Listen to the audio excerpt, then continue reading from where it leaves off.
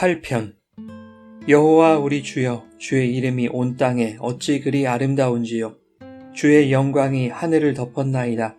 주의 대적으로 말미암아 어린아이들과 젖먹이들의 입으로 권능을 세우시며 이는 원수들과 보복자들을 잠잠하게 하려 하심이니이다.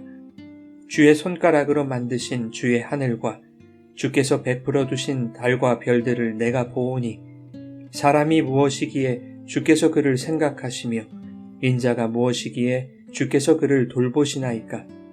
그를 하나님보다 조금 못하게 하시고 영화와 존귀로 관을 씌우셨나이다.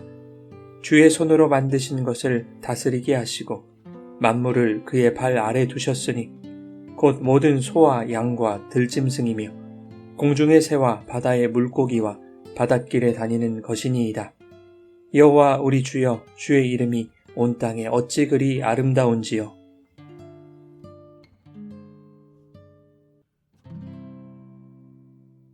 여러분 좋은 아침입니다. 오늘도 말씀의 은혜가 여러분의 삶에 풍성히 임하기를 소망합니다.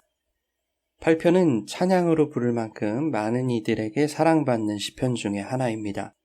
표제어는 인도자를 따라 깃딧에 맞춘 노래라고 되어 있습니다. 깃딧에 대해서는 학자들의 다양한 견해가 있지만 추측일 뿐 정확히 답할 수 있는 근거는 없습니다. 음악 장르 중 하나일 것이다 혹은 악기 중 하나일 것이라는 견해가 일반적입니다. 본문을 보면 1절과 마지막 절에 다윗은 온 땅에 충만한 여호와의 이름의 아름다움을 찬양합니다. 그리고 1절 마지막에 주의 영광이 하늘을 덮었다고 고백하고 있죠. 다윗은 시편 19편에도 하늘이 하나님의 영광을 선포하고 궁창이 그의 손으로 하신 일을 나타낸다고 말합니다.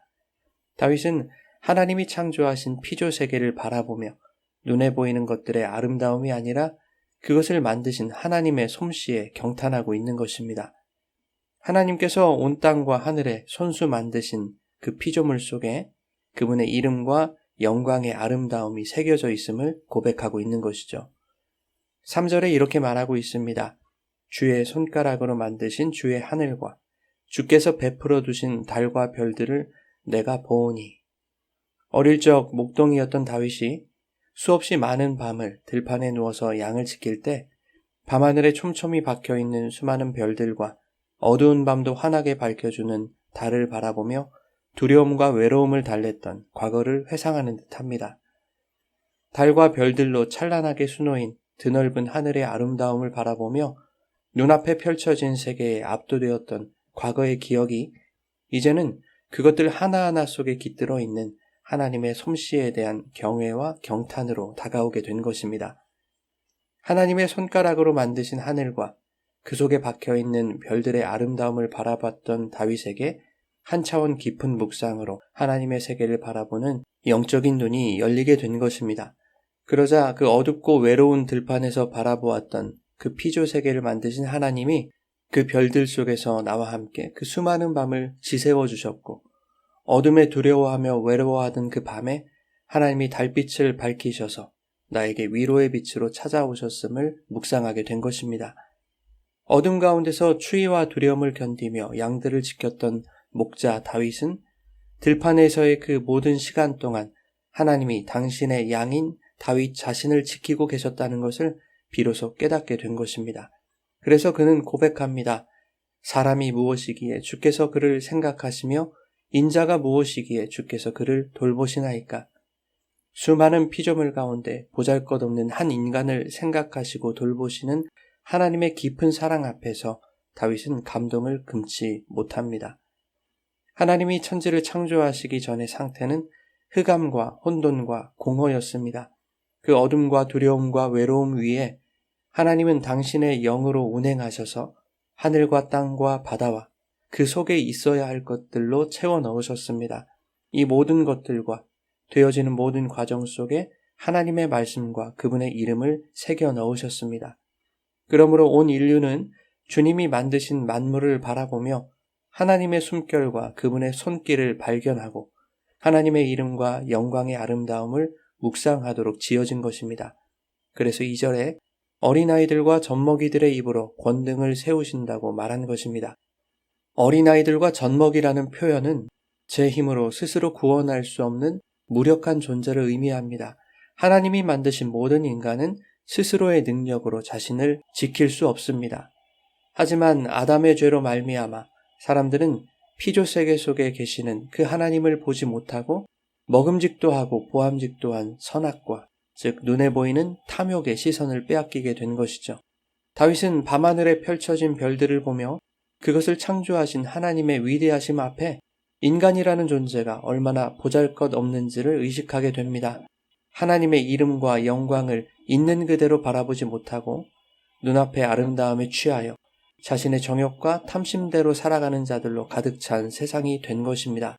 그러나 다윗은 2절에 하나님이 그 세상을 회복하실 것을 확신합니다. 스스로 자신을 구원할 수 없는 무력한 자, 그 젖먹이들도 하나님의 위엄과 영광을 찬양할 수 있는 것은 하나님이 원수들과 보복자들을 잠잠하게 하실 것이기 때문임을 고백하고 있는 것이죠. 여기서 잠잠하다라는 말은 그치다, 중지하다라는 뜻으로 안식하다라는 말에서 왔습니다. 즉 원수들을 심판하심으로써 당신의 백성들의 안식을 이루시는 것을 말합니다. 다윗은 감격합니다. 사람이 무엇이기에 이토록 생각하시고 돌보십니까? 그리고 다윗은 5절에 하나님이 연약한 인간을 하나님보다 조금 못하게 여기셨다는 것에 놀라움을 금치 못합니다. 그를 하나님보다 조금 못하게 하시고 영화와 존귀로 관을 씌우셨나이다. 하나님보다 조금 못하게 하셨다는 것은 그분과 거의 같게 하셨다는 뜻입니다. 베드로후서 1장 4절 말씀처럼 하나님의 신성한 성품에 참여하는 자가 되게 하셨다는 것과 같습니다. 하나님의 성품과 그분의 속성에 참여한다는 것은 그분과 교제하는 것이 허락되었음을 의미하는 것이죠. 하나님과의 깊은 사귐 안에서 참된 안식을 누리게 하셨다는 것입니다. 그런데 히브리서 기자는 이것이 그리스도 예수로 말미암아 완성될 것을 말씀합니다. 히브리서 2장에 보면 본문 4절 이하의 말씀을 인용하면서 예수 그리스도가 진정한 인자요 영화와 존귀로 관을 쓰신 분이며 그분이 우리의 연약함을 아시고 십자가의 죽으심과 부활을 통해 하나님의 영광에 들어가게 하셨다라고 말씀하고 있는 것입니다. 성도는 하나님께서 창조하신 위대한 피조세계를 바라보며 그 찬란한 아름다움 속에 감춰진 하나님의 위엄과 손길을 묵상할 수 있어야 합니다. 그때 우리는 그 광대하고 장엄한 창조를 행하신 하나님의 위대하심 앞에 우리의 존재가 얼마나 연약하며 보잘것없는지를 깨닫게 됩니다. 그러나 하나님은 바로 그 연약한 인간을 위하여 하늘의 달과 별들도 창조하셨고 그 피조세계를 통하여 하나님이 우리와 함께 계심을 그리고 우리를 지키고 보호하고 계심을 알게 하십니다. 창조의 목적이 하나님과의 교제와 연합을 통한 안식임을 깨닫게 하시는 것입니다. 그 안식을 이루기 위해 하나님은 독생자 예수 그리스도를 이 땅에 보내주셨습니다. 그분은 우리의 연약함을 대신 짊어지시고 십자가에서 죽으심으로 우리를 하나님과 화목하게 하셨습니다. 여호와 우리 주여, 주의 이름이 온 땅에 어찌 그리 아름다운지요. 주의 영광이 하늘을 덮었나이다. 시편 기자의 이 고백이 오늘 우리에게 단지 자연의 아름다움을 향한 감탄이 아니라 그 피조세계를 통해 우리를 찾아오신 하나님 그리고 우리를 존귀하게 여기사 독생자를 보내주신 하나님의 위대한 사랑에 대한 깊은 감사와 경외의 찬양으로 고백되기를 예수님의 이름으로 축원합니다.